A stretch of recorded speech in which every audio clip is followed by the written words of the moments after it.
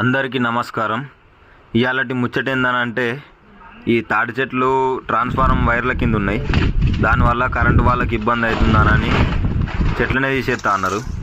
లేదన్నా అవి మా బతుకు తెరువు, మేము మీ వైర్లకేమి ఇబ్బంది కాకుండా చేస్తామని ఇట్లా చెట్టు చుట్టూ పట్టేసినాం. ఇట్లా చేయడం వల్ల వాళ్ళకు తాటి చెట్లతో ఇబ్బంది ఉండదు, మనకు కూడా చాలా హెల్ప్ అవుతుంది. ఎట్లానంటే చెట్టు కూడా మంచిగా పెరుగుతుంది, మంచిగా కళ్ళు వాడుతుంది.